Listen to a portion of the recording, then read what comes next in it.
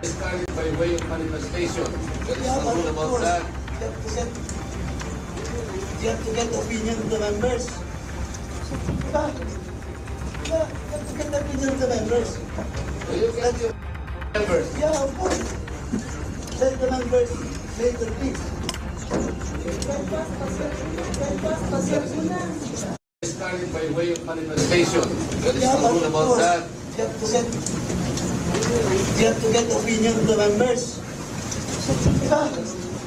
Yeah, you have to get the opinion of the members. So you get your members. Yeah, of course. Let the members later, please.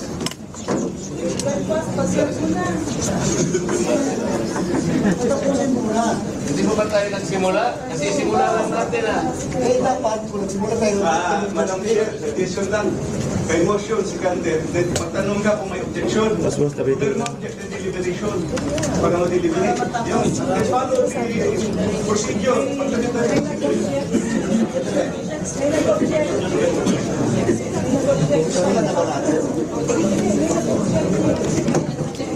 pag may objection, deliberation tayo. Hindi po yun eh. Tinatanong kasi, sagutin ninyo, if this community has the right to discard a well-kept tradition, is this committee authorized to set aside the tradition? That is the question that needs to be answered first and foremost.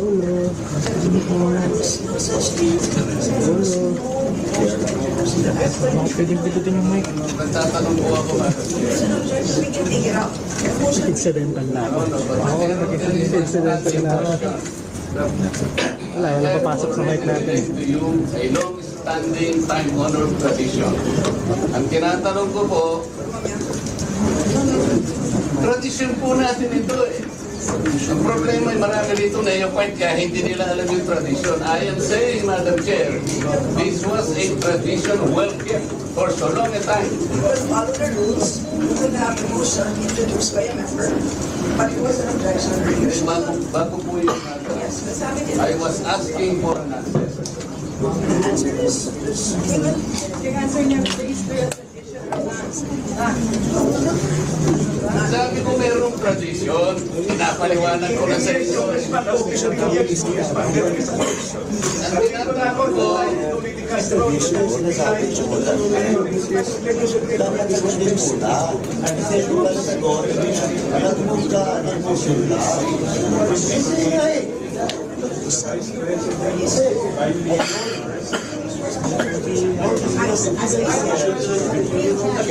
Excuse po. Opo. and it's extended at the start. At the start, it is extended before intermission. This is required because the measure is suspended, and it is also introduced by a member who typically parts of the measure. So it's not a tradition. Madam, There's no such authorization to set it aside. magano na muna tayo para ma-record.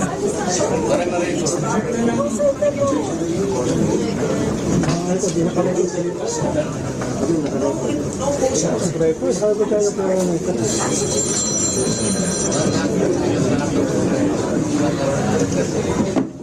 Wala na dapat tayo. Ang nangyari, barrage of questions na po ay asking. Bakit natin ginawa yun earlier? Are we not already respecting the tradition? Welcome ko yung hindi nga pinagtatanong ni siya. Meron pang pratinela, whatever, that is with respect to the office of the President, Vice President. Whatever pinagtatanong niya sa ano. These questions never happened before. That is the one I'm explaining to you. It did not happen before. Now, ang tanong ko po, bakit nangyari po nung nakaraan, nangyayari na naman ngayon? You may not like the person, you may not like her presence here, but you have to respect the office of the Vice President. That is all, because that is guided by the tradition. Kahapon po, kagaya po na sinabi nila, wala nang pinagtanong sa office of the President. And that is correct. That is in line with that tradition. Ngayon po, kung ang tinatanong ko ngayon, are we discarding the tradition? And is this committee authorized to discard a well-kept tradition? So kaya nga, then why are we intending to ask questions na naman at pinatawag nyo na naman kung sino-sino dito? That is why, kung hindi po kayo makakasagot, madam, ang tinanong ko na sa inyo, I am now moving. Oh. Ibrati-bratinelo pa. Saan po kayo nakakita ng gano'n? This did not happen anytime.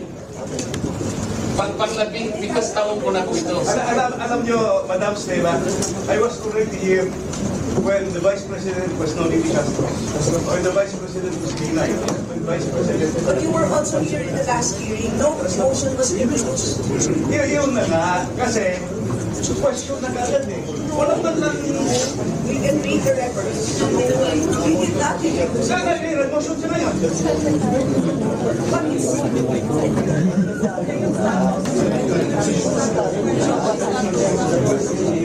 That is the manifestation of the Nasolita, and it should be answered by the members.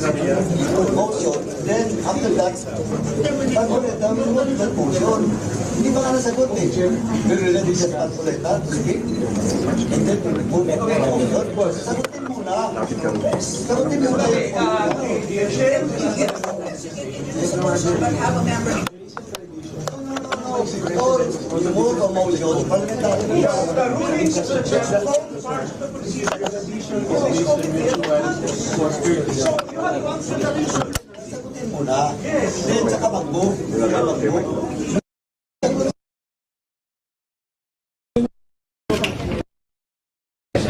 Rulings of the chair form part of the rules because it will set a procedure.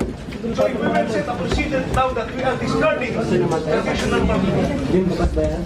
courtesy, parliamentary courtesy, goodbye, parliamentary courtesy. Wala na tayong parliamentary courtesy. Next.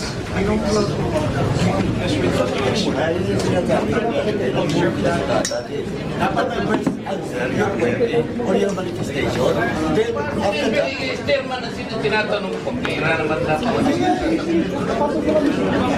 Pero sasagot. The question is addressed to the chair.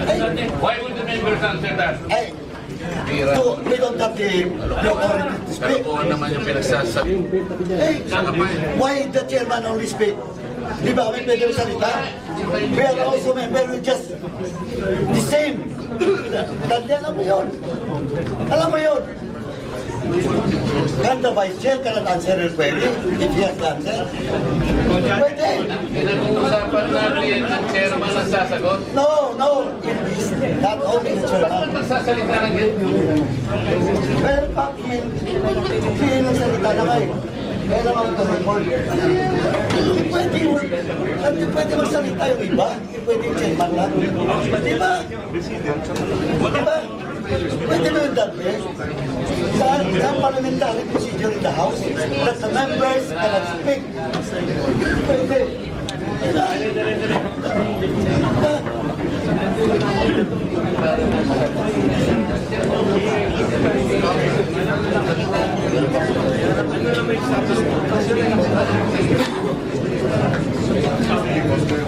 Okay.